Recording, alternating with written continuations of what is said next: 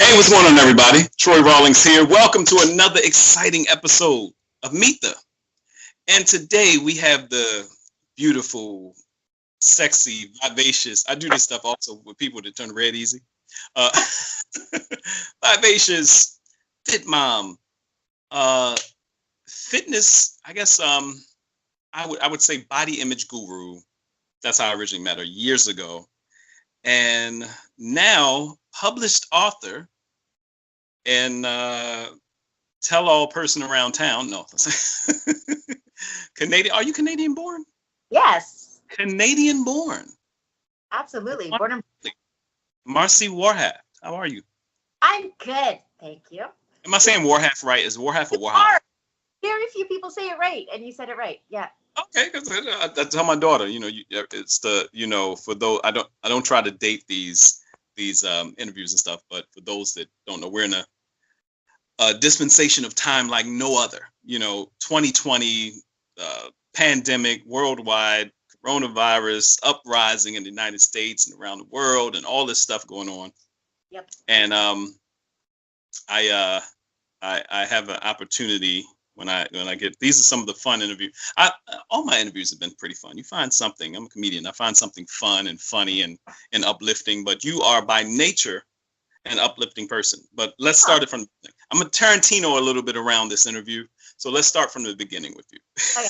Okay. Where are you originally from? I'm from Montreal, Quebec, actually. Quebec. Yeah. Okay. Yeah. Canadian girl. How was your upbringing? How mom, dad at home? What was the scenario? What was the upbringing? Well, you know what? I remember my childhood being really good, really fun for the beginning. So I always say I peaked when I was 8. Like I remember being super happy when I was 8. Then it got a little tricky. But so it was my parents, my brother, older brother and sister. I was the youngest of 3. And so it was kind of an upper middle class, kind of normal upbringing until I was 10. When I was 10, my parents split, and I was the first kid in my school whose parents got divorced. Because I remember at one point, years later, I met a friend, and she said we were in school together, and she was a year older, and she said she remembers going home and saying to her mother, "What's divorce?" Because this girl in my school, Wow.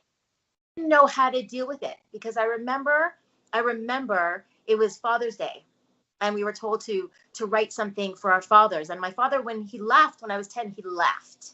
So he wasn't in the picture for most of my life. And I remember going to the bathroom and crying because I'm like, what am I supposed to do? Because I don't have a father to do anything for. And so I remember doing something for my mom instead because she was both my parents. But so things got difficult because it was a difficult divorce. But my brother and sister and mom and I were really close. So things were pretty good until life started sucker punching me when I was about 17. So I'd say from, yeah, until I was 17, things were pretty good. Now, for those that don't know what sucker punch means, it means hit out of nowhere. It's like you're talking trash or somebody comes from behind and hit you. And so sucker punch. All right. Well, I want to touch on this real quick. Were your parents fighting to the point where you knew they were going to separate? Well, you had no idea what separation was, I guess. No one. Honestly, it's funny because it was difficult, divorce, but it's not one of the things in my life that I think had a hugely negative impact on me because my mother was so spectacular. I was very, very lucky to have such a spectacular, strong, loving parent that once my father left, he wasn't that involved. So once he left, I felt the tension was gone.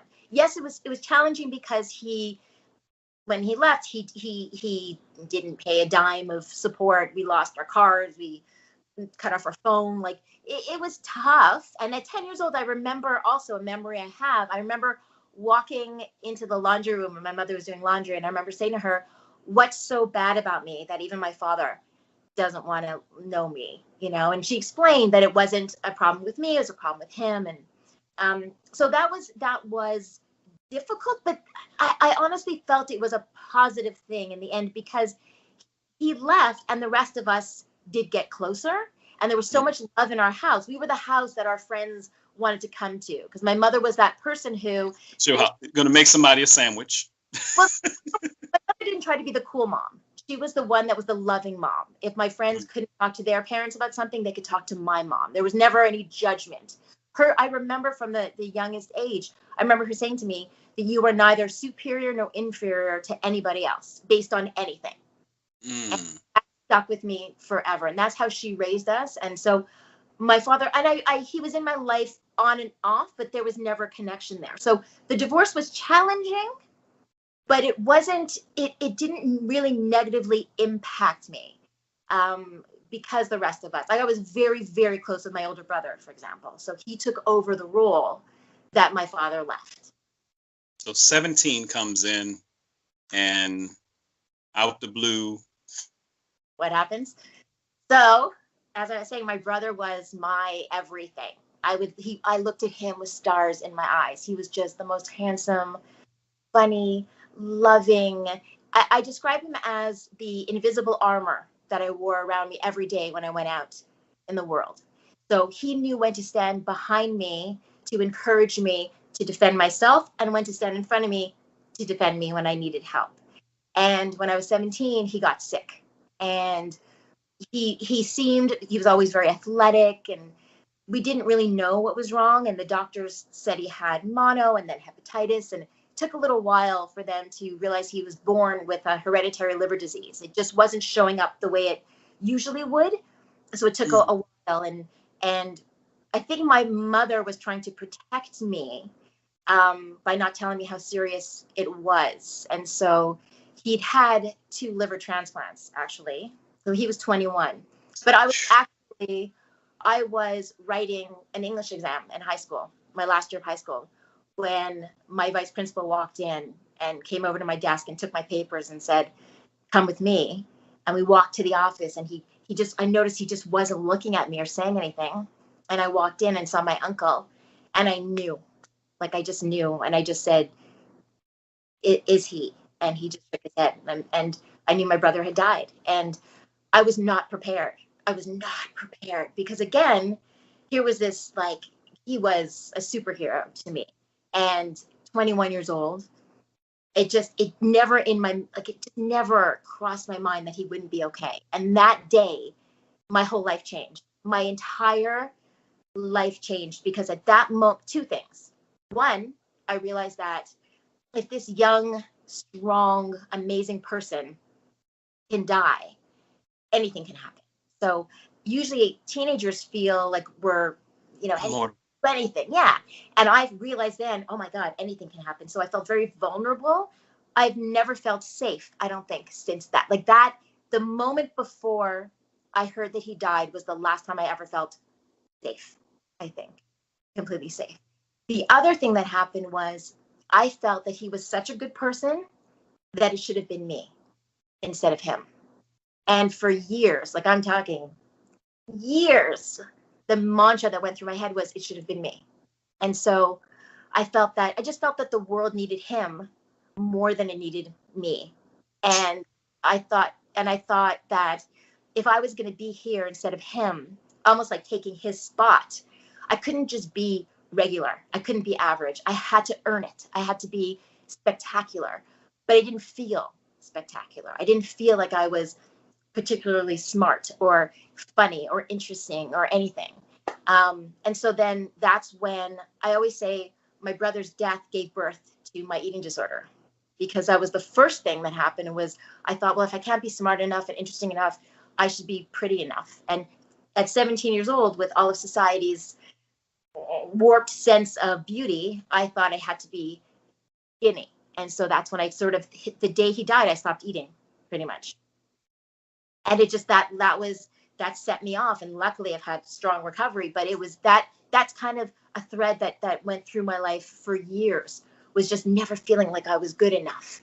And I put a lot of pressure on myself. And that's probably one of the first sucker punches that life gave me. And it was a big one. It was a big one.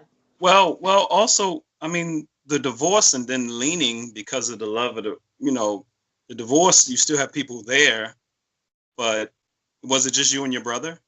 And so I have an older sister it was me. My brother was 5 years older. My sister was 7 years older. But my sister and I have just gotten close recently because Right. it's a big age. Yeah, first of all, we were both very close to our brother. Mm-hmm. But also 7 years apart, we're just realizing now how you can go through similar life experiences. But I'm 10, she's 17. It's completely different. Yeah. And I also realized that in the same way that my mother tried to protect me from things by not giving me all the information and me feeling kind of blindsided and not prepared, as the oldest, my sister everything was put on her shoulders. So she had the weight of the world. So we both were dealing with challenges, but very differently. And it was very difficult for us to connect until recently when I wrote the book and we started talking and we realized so much. And I say all the time, she's the only person in the world that's had my mother as a mother and my brother as a brother. That's it. She's the only person aside from me that really knows what it's like to have been Billy's sister and Shirley's daughter. And that's powerful, and we really appreciate that. Yes, but you never know what it's going to be that brings you together. My brother and I are 10 years apart. And as we've gotten older, it was that sense of protection before he went off to the Army, and I was 8 and he was 18. And then you got that span of time. So amazingly enough, I totally understand what happens when your essential covering is out of the picture. Mm-hmm. And on 2 occasions for you. So 17, you graduate high school, I take it. And so this was your senior year at high school. It was my last year. So in Montreal, you go to high school goes to grade 11. So this was the last, yeah. So it was my last, it was my final English exam of high school that he passed away. So what were your plans beforehand? Before your brother passed, what were your plans? I had auditioned. Interestingly, I had auditioned for a big theater school in Montreal. So I wanted to be an actress, and so before he got sick, or before he'd gotten very sick, he was an actor in high school, and he had helped me prepare my audition. So he had given me a monologue from a play he was in and helped me audition. And so I auditioned, and then I got home from the hospital the day he died, and the phone rang, and it was the theater school telling me I had gotten in to the program. And I remember looking up and going, "Thank you, Billy." It was too crazy that yeah. So you go into a theater program. You went in. Did you go in? I did. I didn't stay long. I went in. You know what? Again, I'm 17 years old. I got away actually that summer. So he died the end of May. And that summer, he had worked as a counselor at a summer camp the summer before. We were both supposed to work together the next summer. I was teaching dance, and I wasn't sure if I should go, and I went, and it was a great summer. As I said, I started to really judge myself and not feel like I was enough after he died, and I was really focusing on my weight and how I looked. And I went to camp, and I was teaching dance, and I felt good about myself. I met good people, was feeling better. And then I got home, and I went to the doctor, my family doctor. And I realize now, looking back, that he had some issues. I've never been overweight. My family isn't overweight. I'm active. I was teaching dance all summer.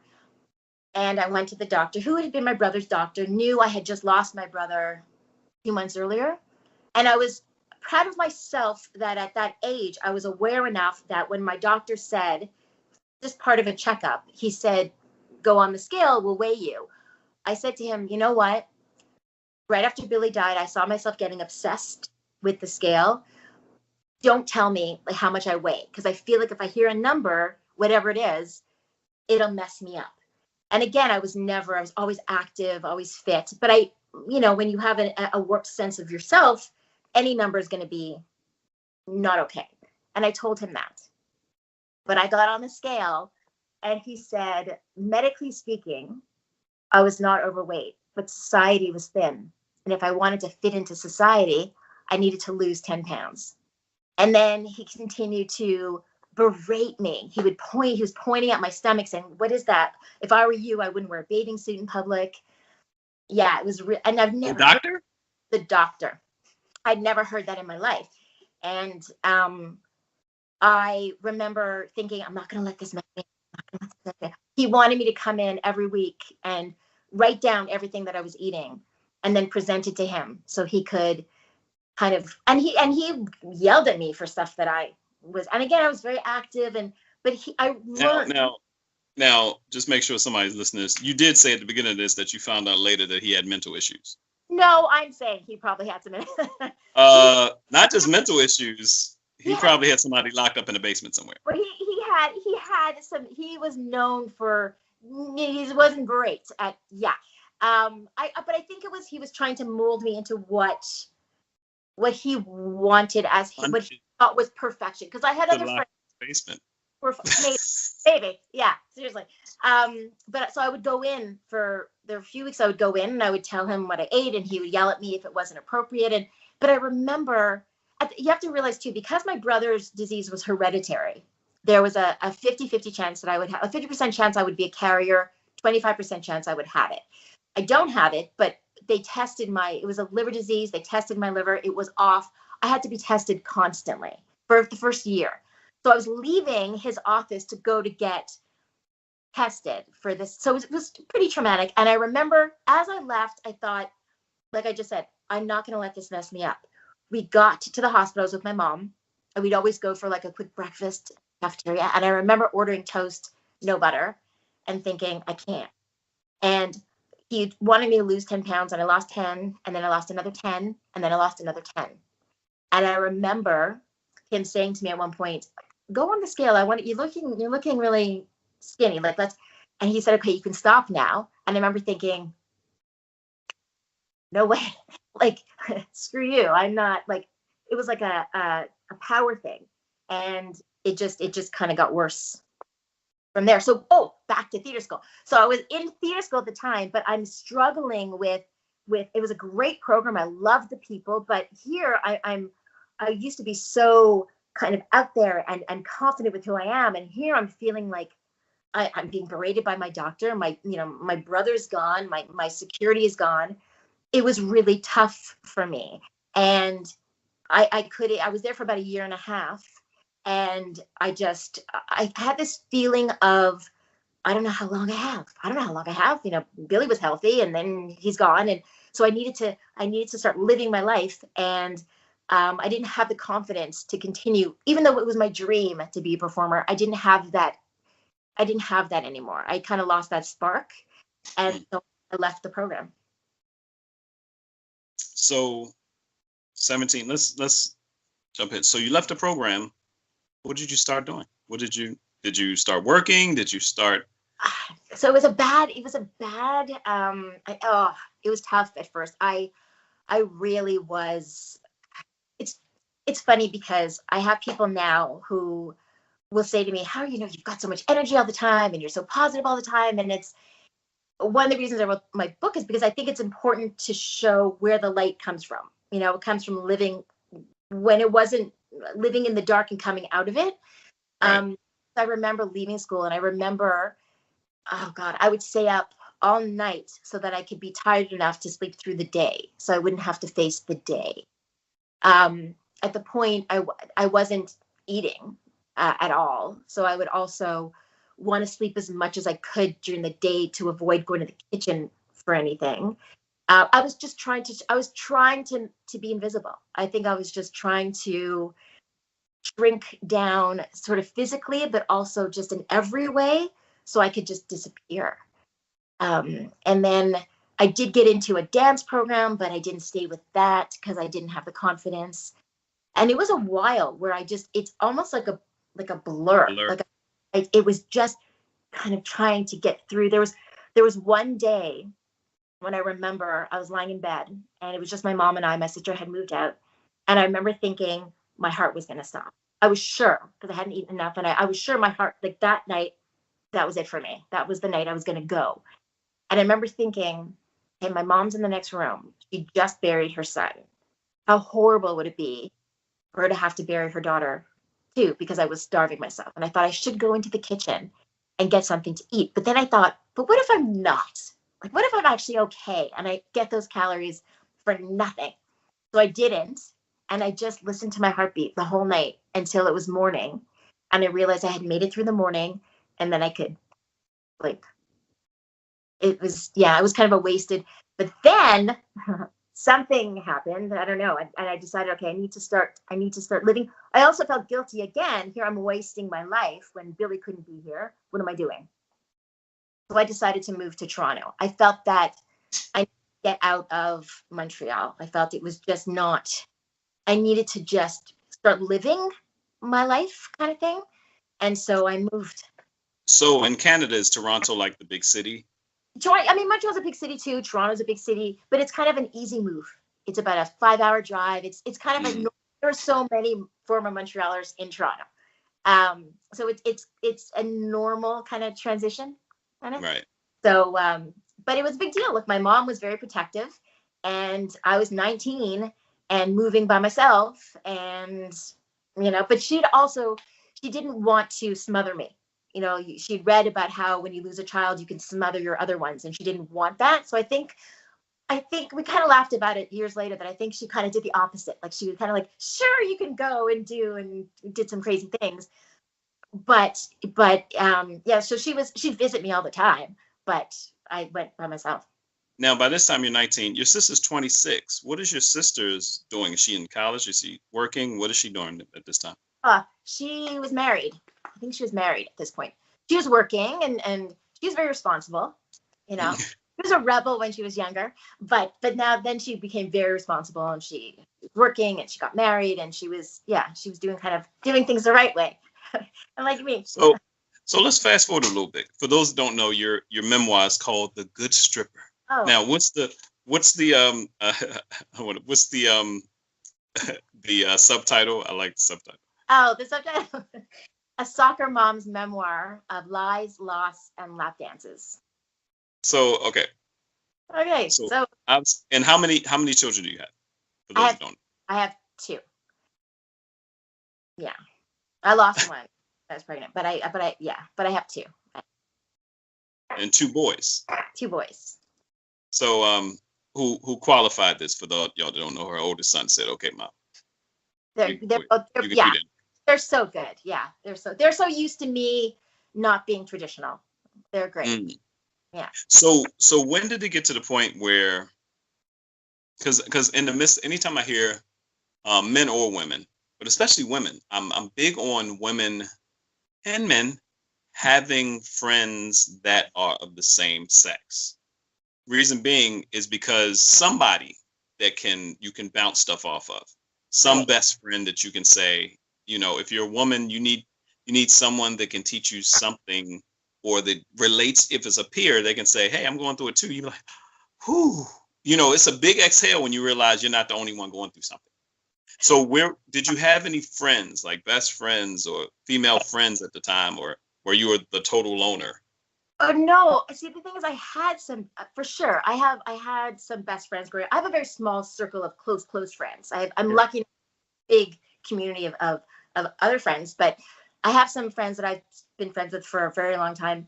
But it's funny because there's 2 things with that. So yes, I have some good friends and who were always supportive of me. But when you were saying friends who say, yeah, I've been through that or can relate to that, I never had that, because the experiences that I went through, yes, people have parents who are divorced, but I didn't know anyone who had lost a sibling. One thing we didn't mention is that, in between my brother passing away, and then sort of me developing my body image stuff, I had a stepfather who was arrested for bank robbery.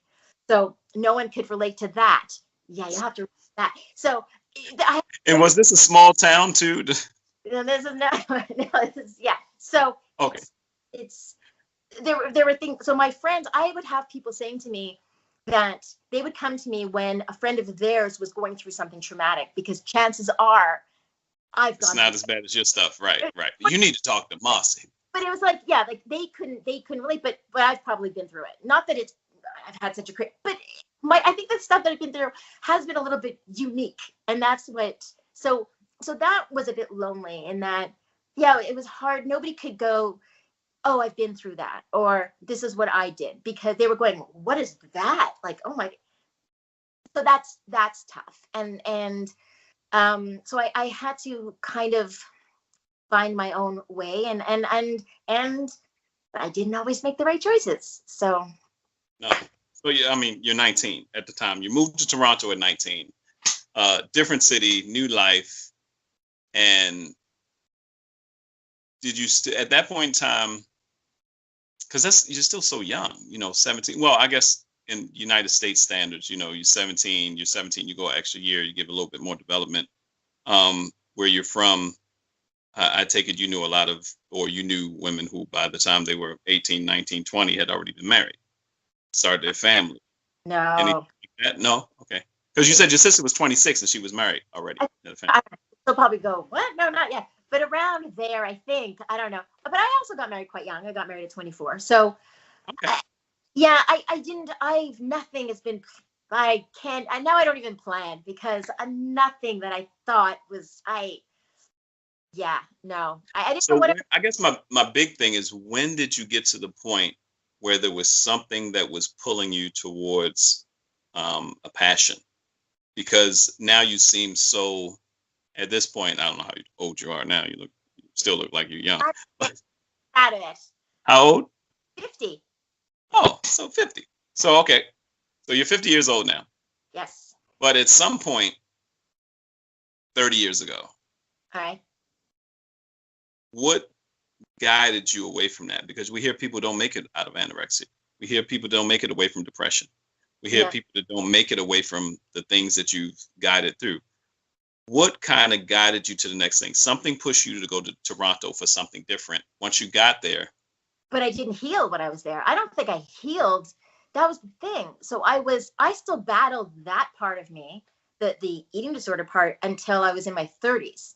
And then I was married with children when I went into recovery for that, because the life kept coming at me.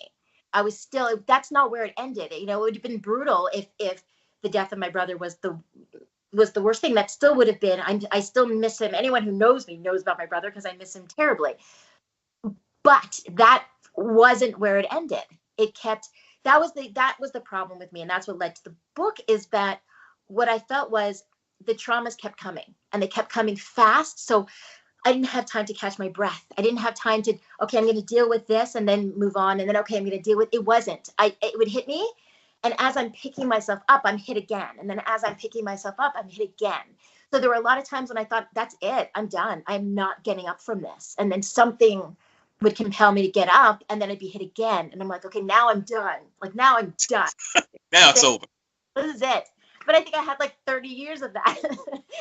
So it really wasn't until my 30s that I got control of the eating through a great program. But then it wasn't until, I'm saying, 4 years ago that I became this, which is me feeling free to be whoever, say whatever, live however I feel comfortable. And it's incredibly liberating. But that's only been in the last 4 years, maybe. It's taken me this long. Well, it's life. I wish, I tell people all the time, I wish there was another way. I tell my 8-year-old, just like I tell a 61-year-old, I wish it was another way. Because all of us have different processes of learning. And when you've experienced some kind of trauma like that, everything we go through, like they say, post-traumatic stress syndrome. And when a lot of times they were using it in conjunction with people who had went to the military and experienced these horrendous things. But they were judging what the horrendous thing was for that person. Right. And we talk about it. I'm from Baltimore, Maryland. I know people that have, depending on where they're from and harder places, you have young people now who have seen their best friends die, seen people die on a regular basis.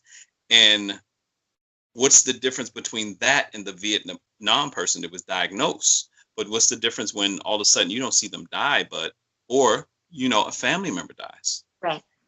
A family member leaves, instrumental. You're 10 years old, and you're like, Dad, can we go to he was like, what's going on? All that stress syndrome. So there is no textbook way, You Yeah. know, there is no special, everybody deals with things differently, spiritual faith, whatever. But there's nothing saying, hey, this is the answer that will help you feel better. Take this. And a lot of times we try to find the take this. Yeah. Well, see, interesting, because that's what makes my story a little bit unique, is that when the traumas hit and they kept hitting. So it was, going to Toronto, and that was really great for me because I had to take responsibility for myself, and that was great. And then I met my ex-husband, and that was great at the time. But then it was, I got sick. No, first I got pregnant, and then I'd had 2 miscarriages, and then I got pregnant again. And then while I was pregnant with my oldest, my mom, so I used to say my brother was my invisible armor, my mother was my home to come home to all the time. She was just light and love. She was love personified. And she was so excited when I was pregnant. And this time I was by this time I'd moved to Vancouver, so another part of Canada. And I was on the phone with my mom 3 times a day, where she would call me with her cravings, with her pregnancy cravings, because it was our baby. And I was 4 months pregnant, but then my mom died. And so here I was, and she died of breast cancer, and I didn't see it coming because, again, she was protecting me and not telling me that it was back. And so I'm pregnant, and my mom, who's now, everything to me, I'm realizing I'm not going to have 4 minutes as a mom with my mom. Like, I don't, that's gone. And so, but I couldn't deal with her loss because I'm pregnant, and I had to focus on staying healthy. Because you had already had. I'd already lost 2, and then I almost lost my son. And I mean, it became crazy. And then I have this amazing 16-month-old, and then I get sick, and I had this weird reaction to an antibiotic, and I end up in the hospital for 2 months, kidney failure, respiratory failure. I've given a 25% chance of surviving. I get pneumonia. I get the superbug MRSA in the hospital. It's And believe me, folks, we're not giving away the whole book. Right. Gotten to the salacious stuff. Right. So it was, and then I come out of that, and now I'm only 29, just turning 30. And I think, okay, I'm never going to sweat the small stuff, like they always say, right? So my brother died, my mother died. I actually heard my father died after that. I almost died. I lost baby. I'm like, okay, I'm going to focus on just being happy and the important stuff. And so where does this, that's the thing I'm wondering. Where does this strength come from? Where does that? Okay, but it's not, because that's what I was No. You don't think, you think you're just plowing through. But there are many people that don't plow through each part of those things. You're talking about a 10-year span, not even talking about from your father to this. You're talking about, you were 10, then 30. You're talking about a 20-year span of some things that were traumatic and trying to get your footing. So how do you continue to go by this time you do have your son and you're married? Yeah. So. Yeah. And I think. Now, your husband at this time? Does your husband know about how much of this stuff of your past and everything does he know? Does he know it all? He knows everything, and I was grateful that he met my mom. He'd never met my brother, but he met my mom. And but I think what had happened was, I got out of the hospital, and then we decided to move back to Toronto because, we decided to move when I was pregnant because it's Vancouver and Toronto are very far, opposite sides of the country, and I didn't have much family, but he did, and we wanted our kids to know the family, and we moved back. I decided to get pregnant again because I knew I had another one in me. I knew I had a brother from my. We decided. Whatever. It's always funny to me when I had guys say, "You're pregnant? How?" It's like, okay, whatever. We decided. Upside down. Oh. So I had my younger son, and which was great. Like, the doctors were like, "What are you doing? Like, why put your body through the possibility of more trauma?" I lost my baby in 2000, and here I had delivered my next one in 2001. So I didn't give myself a lot of time, but I just knew I had this other one coming. So I had 2 pretty, like, miracle babies, but I had him, and so this is where the big change, this is where the good stripper comes in, is that there was a lot. I had experienced a lot. I didn't have time. So my mom dying while I'm pregnant, and I almost lost my son. And then it was just, I couldn't. And something in my body went, you're done. Like, I can't anymore. Like, I couldn't. It was a physical change. It was an emotional change. But something said, Marci, you're done. And I couldn't handle anymore. Like you said, where does the strength come from? My body said I wasn't anymore. My body's like, or my brain said no more. And I didn't have the support that I needed. Let's just say I didn't have, my family was gone. My sister and I weren't very close. My ex-husband and I were not on the same page with certain things. And to protect myself, I subconsciously almost dissociated and became somebody else. And there were extenuating factors, which you'll have to read the book. Gotta read the book to find out. But extenuating circumstances that led me to leading a double life, where I found almost a fake sense of empowerment and strength in being this other person.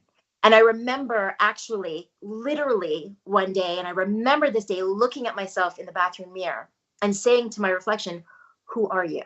I did not recognize myself. I was that disconnected from who I knew. I would do things and go, I should be feeling scared now, but I'm not. I should be feeling sad now, but I'm not. Like, I knew. So I put myself in situations that were risky. I did things that I never would have done because I really wasn't myself anymore. I was almost looking at myself from a distance. I felt close with my kids. I felt connected to my kids. I felt extremely protective of my children, but not of myself. I was completely disconnected from my health wasn't a concern. My well-being wasn't a concern. I felt I served two purposes, which was to be the best mother I could be. Having lost my mom and having almost died, I felt like, I don't know how long I have. I've got to make sure every moment is a memory for them. I want them to just remember great things. So I was focused on that. But as a person, my self-worth was quite low. And so I felt like the only thing that I had to offer was my sexuality. And so I became this kind of mom that I was trying to be. And then the other part of me was just about, I felt the only thing I had to offer, the only thing that people cared about or wanted from me was my sexuality. And so that the other person that I kind of became was all that. I didn't go to drugs, never had a drug, never had a sip of alcohol during what I call my crazy time, nothing. I was all fueled by trauma and just this larger than life personality. So it really was this double life completely. And I'm nodding, I'm smiling, I'm like, and I know it's some women and men sitting back somewhere right now. You may not realize it. You may realize it more now because, and we'll talk about how you started your fit and your body image program and teaching and speaking and all that. But you may realize it now, but not then, that people that come from trauma, myself included, I remember I was based on a true story, my fiction book that's coming out. I talk about the double life you start living. Academically, I was guy in school and all intended. And after I left school, I went to work. I was someone else. And on Friday nights and Thursday nights, even though I was in high school, I was someone else. Right. And my mom used to, it was funny because the first time I introduced it, my mom used to call it flipping the script. You got to be able to not get your ass kicked in the street and get a job. So make sure you can talk to everybody. But the chameleon is one of the most animalistic survival techniques, hands down, across the board, not just for humans, anybody. Right. But what you talked about just now, and I've experienced it on a couple different occasions. But you do fitness, so I know you've done. I think I've seen you do some of the boxing fitness or the fit boxing type thing. Or have you ever taken? A little bit, yeah. Right. Well, the knockout technique in boxing. People say, "Oh, I'm a knockout artist." You're not an artist. The body knocks a person out. When your neck goes to a certain extent, it's your brain's mechanism that stops you, because if you snap the neck, the brain knows you can die. Your Right. body is built to protect itself. Go to a certain level, the brain's like, let's shut it down. The Interesting. other time that happens, that we black out like that, is usually anger or trauma. Right. When you hear people say, I got so mad, everything got dark. Well, your brain gets to a point where it can handle a certain amount. If you're conscious and you're going through these things, and I know some of y'all are like, how you know this stuff? You can Google all this stuff, people. I'm not that smart. when you're going through what you went through, when you said, it got to the point where I was like, that's it. It's the same tool that people say. You ever hear people's story when they're talking to motivational stuff and they're talking about finances and starting a business. And I got to the point I said, you know what? That's it. That's it is you verbally saying something that your brain is like, okay. When people say enough is enough, I've had it. That's why we do our hands like I've had it up to here. Right. It's the brain's way of saying, okay, if we don't do something else, we're out of here. So. But what's interesting with that, sorry to just for 1 second, because when I'm hearing with that is so interesting because there were two things. So that was so I had that same experience, but on both sides. So at first it was my brain saying, or whatever it was saying, you can't anymore because you're not going to survive the next blow. So now you need to dissociate yourself, escape yourself for a little bit and become this other person, which was very dangerous and very unhealthy. And I did a lot of things I regret, and I'm honest to a fault in my book about it. I can't believe that I am about certain things, but I don't regret the dancing. Stripper. No, you know what? I did that time. I did it. No. I'm telling them the title of the book so they can start searching. This is the thing. It's not a stripping book. I didn't do that for a long time. I don't regret. Would I have done it if I wasn't kind of dissociated? No. But it was an interesting experience. Yes. And do I look down on it? No, never. I would never disrespect the sex industry at all. I'll be honest. That might have been. The only thing I was trying to make out of all of that is that might have been the thing that saved your life. Well, I don't know, because so there was that. Maybe had I stopped at that, but unfortunately. Maybe if it was just that, it was like, oh, okay. What else did you do? Well, then you got to read the book. That was the thing. Is I went off the rails. So I did do things. So I don't regret that. There are things I regret. I beat myself up over it for years. I had to stop doing that. That was making me very sick. And I had to forgive myself for that. That's why I dedicate my book to people who are struggling to forgive themselves for the mistakes they made when they were just trying to survive, because that's what I see now. That's what I was doing. So yeah, there were things I did that I wish I hadn't done. And that comes after the dancing. But the other part, when you're saying enough, it's funny because there's a chapter in my book where I talk that word exactly. It was the other end of it. It was coming out of that. I came out of it and I was doing better, but I still had those secrets haunting me. And what if people know about my dancing? What if people know about the bad stuff that I did and they tell my children and my children suffer from it? And it was killing me. And there was a time when I thought I shouldn't be here. I don't deserve to be here. My kids deserve better.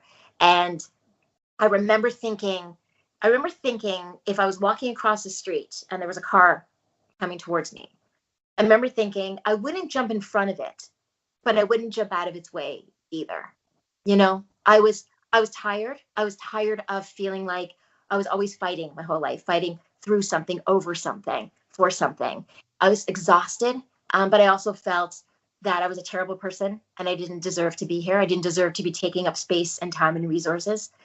And I would cry all the time. And then I had a day when I realized I'd had an exchange with a woman at the grocery store and I saw myself differently. And I came home and I cried my eyes out and said, enough. Like I said, enough. I looked at myself in the mirror, washing my face before having to go get my school. And I said, enough. Like you've punished yourself enough. This is not where your story ends. This is not it for you.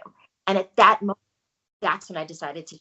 So it was the same. It was the enough of the first time it was saying, that's what kind of led me into some dark times, was going, you can't handle this anymore. But I wasn't strong enough I've always been a rebel. And I wish that I had taken that fight that was always in me and said, I'm not going to go down the bad road. I'm going to take myself to the stronger, healthier path. I didn't have it in me then.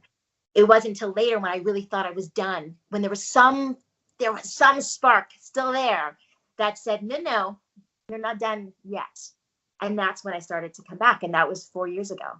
And then it's been completely different since then. Now, I need people to hear this, that at 46, 45, 44, 45, 46 years old, your oldest son, he's in college now, or? Yeah, I don't want to get too specific, but yeah, he's No, yeah. Yeah. So just letting people know that the course of life that happened, and like I said, when I heard about you, it was through Dr. Zoe Shaw, who had a show on LA Radio Now, and we're there. I'm engineering the show. We hear it. It's like, this woman is awesome. And I connect with her. Just the energy is great. This, that, and other. Of course, not knowing a lot about the body image stuff you touched on, and you touched on solutions, programs, all this stuff. It's phenomenal how much stuff that you've compacted into pouring out, unless you know that this is 30 years of experience, firsthand experience, and how I came out. So how did you start your program? Let people know the name of your program and how they can, because that's one thing that I know hands down. I mean, you still teach people, you still do probably Skype seminars with some folks if they hire you for time and stuff. So how did you come about? So at this point, I was actually out of the scary time. I was healthy. I had gone into a recovery program for my eating disorder, saved my life. And I actually remember coming out of it and thinking, I'm never going to think about body image stuff again. I'm never going to think about eating stuff again. And then I remember realizing, if I'm going to move to a deserted island where there's no people, then I'm fine. But if I'm out in the world, it's impossible, because our society is obsessed with image and weight loss and all of it. And at this point, my kids were quite young, and they would come home from school and tell me what they were learning in school about health. And I found that it was all based around weight. It wasn't about, I felt it should be about gaining health, not losing weight. And it was really about calories and fat grams. And it was scaring kids. Like our body you should make good lifestyle changes because you like your body, not because you're afraid that you're not going to like your body if you're eating the wrong things or doing the wrong things. I didn't like the message, and I knew how much I had suffered. So I went to my kid's principal at the time and I said, okay, I don't like what they're teaching, and I think there needs to be more balance. I remember him saying, okay, come in on Friday and talk. And I'm like, what? Huh? What was that? So I put together, I took a big cardboard thing and I just put some pictures on it. And I went into school, spoke to 8th graders. I told my story, and I just talked about, I think I showed Photoshop things and just how we're kind of manipulated by the media. And they loved it. And I didn't plan. I didn't think of, I'm going to create this thing.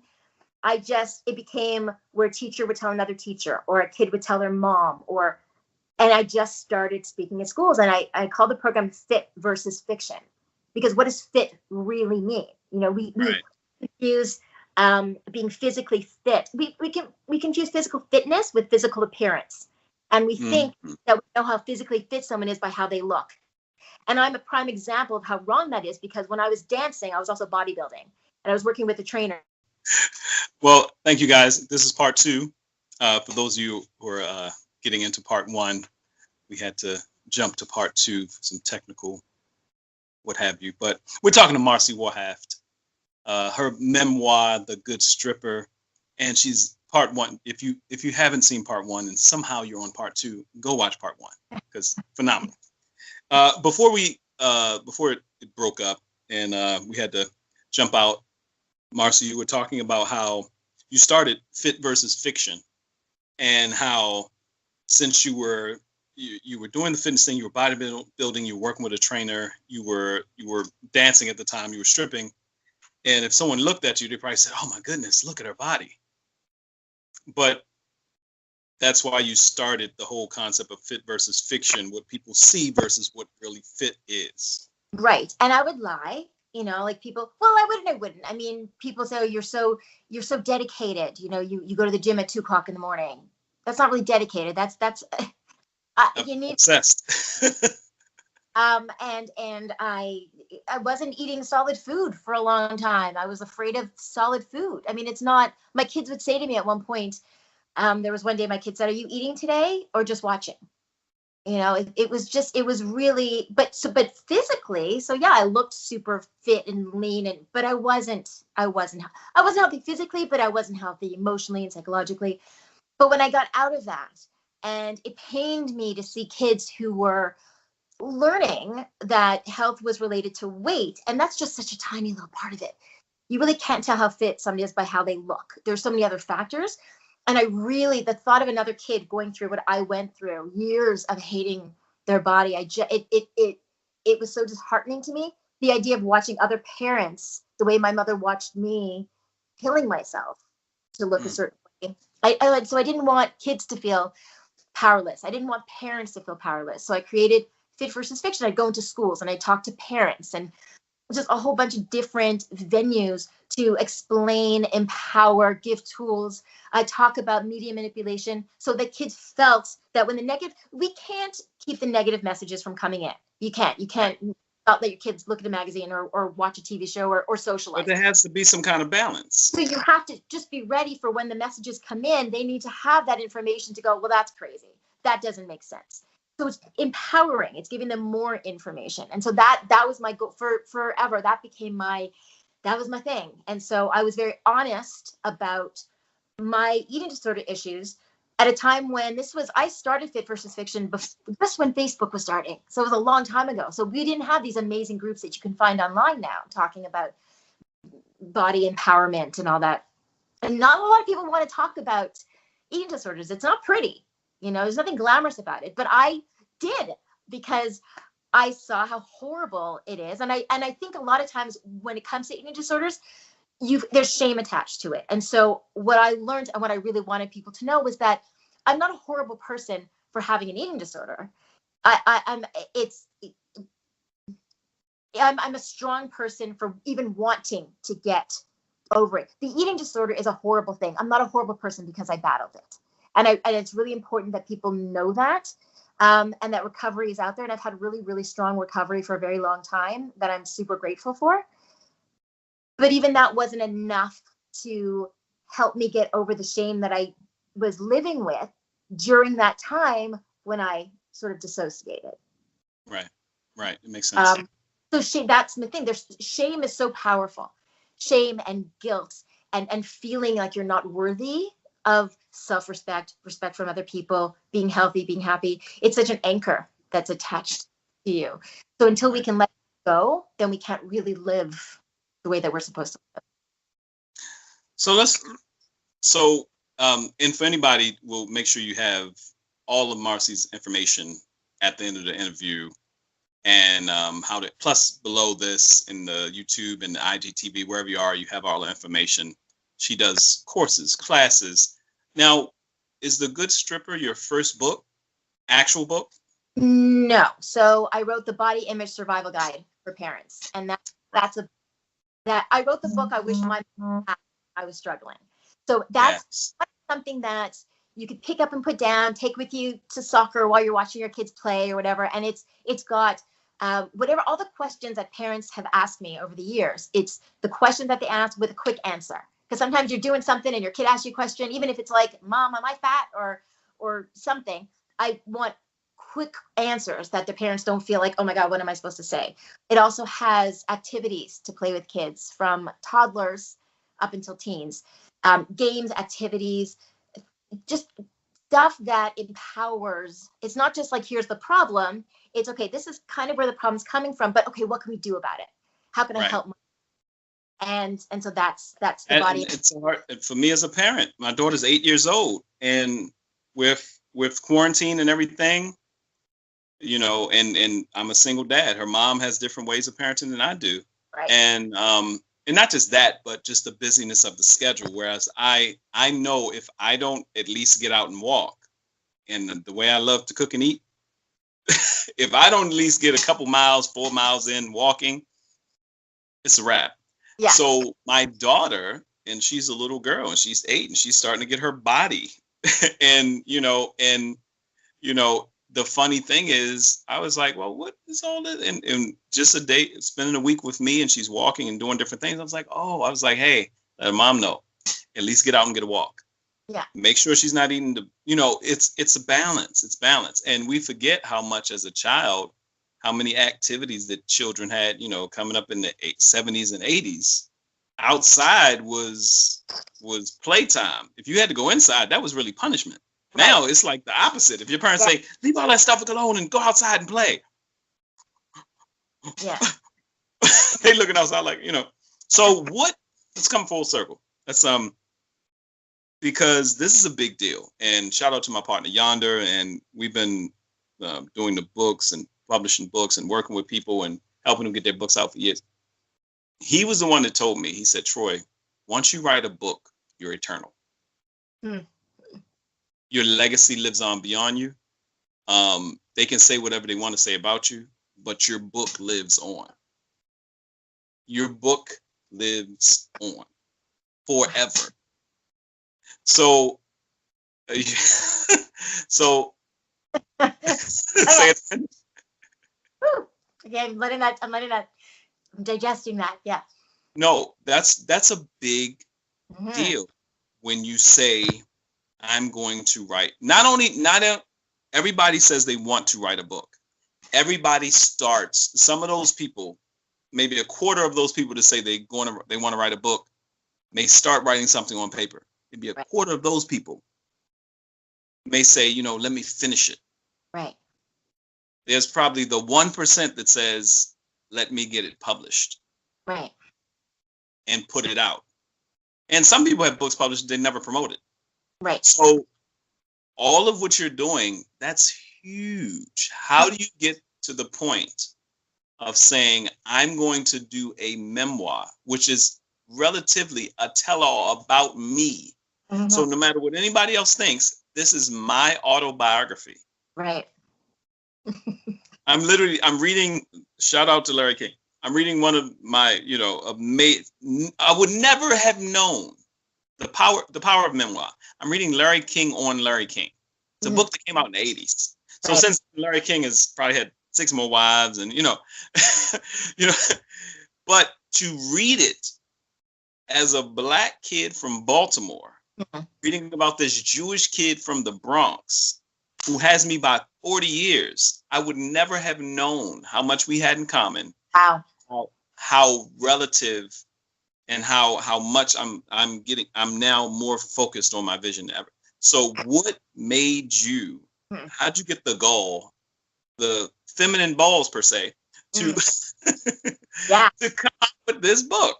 Yeah, I tell you, it's funny because when you say that, I keep thinking like, it's one thing to write it, and it's one thing when people go, oh, I'm going to get your book. And then I realize, oh, wait, they're actually going to read it too. Hold on a second.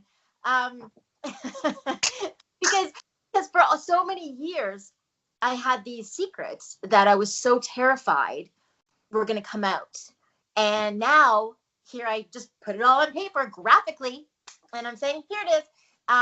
But there's power in that. It's a bit terrifying. I know there'll be judgment, and I know I'm kind of ready for that. But here's the thing. So a few years ago, I left my marriage, and I remember a friend of mine. I moved into a house, and a friend of mine came over with stuff for my bathroom. It was like glittery things to hold.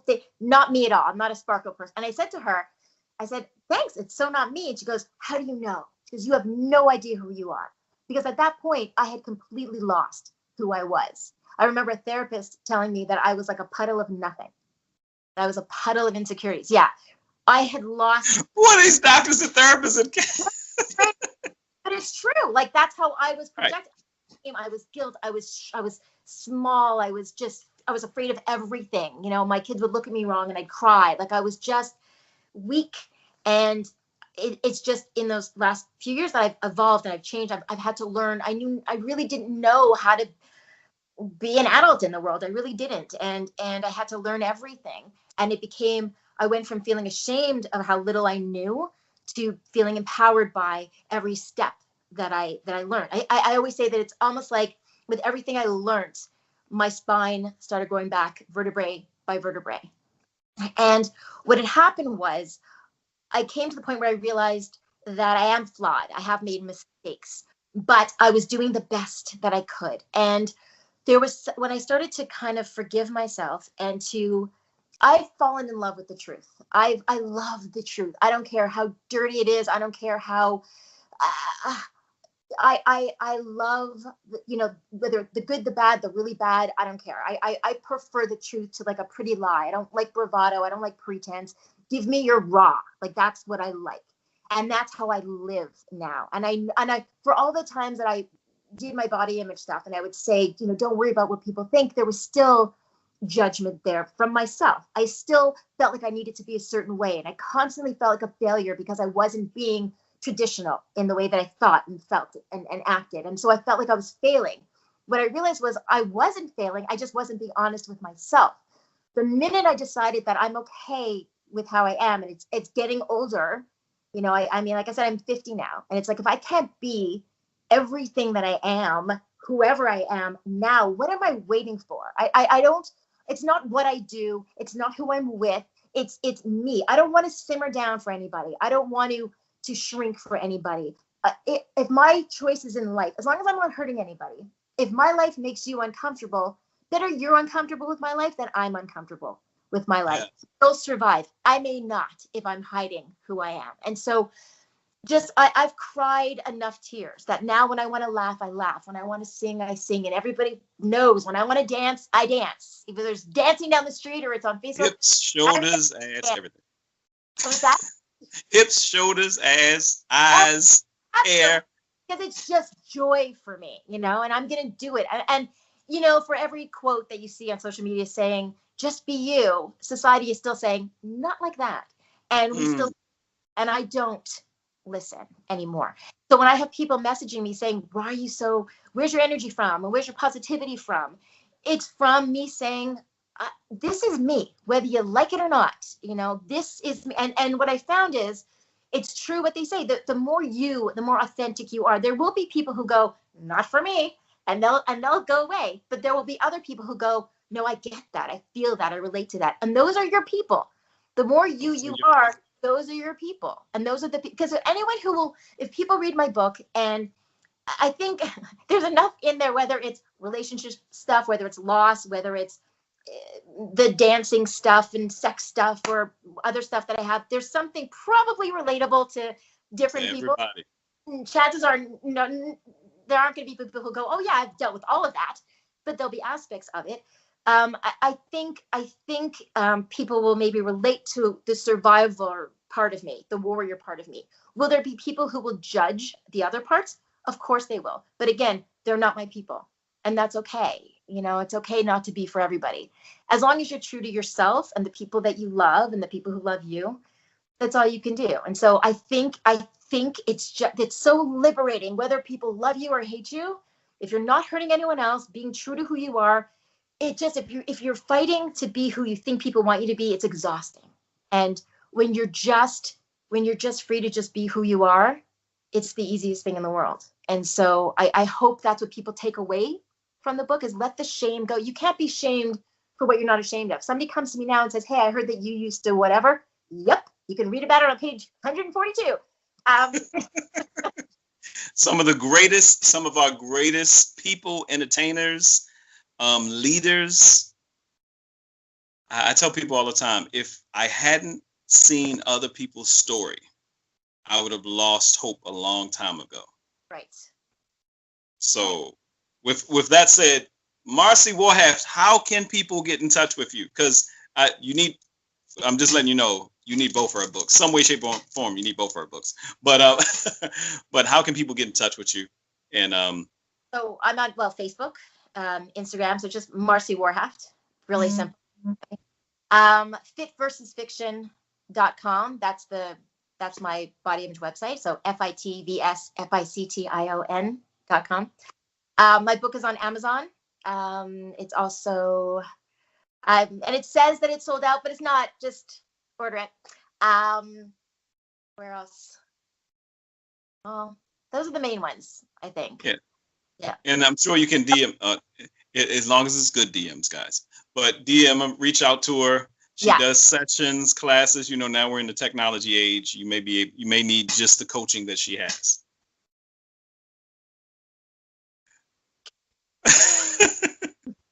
Yeah. Anything else you want to say to your audience? You have a captive audience. Anything else you want to say to people before you get out of here? You have a whole 60 seconds. Oh, geez. Oh, no, I think I said everything. Honestly, it's just, again, the minute you exhale the shame, you start inhaling your life, and the freedom in that is powerful.